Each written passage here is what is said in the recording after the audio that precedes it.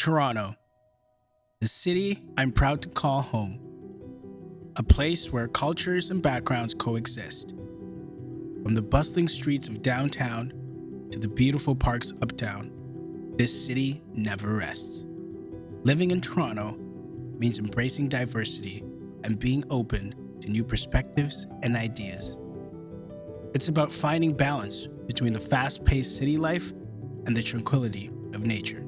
When I'm in the Six, I feel like I belong. To be successful in Toronto, it takes hard work, dedication, and a willingness to adapt and grow.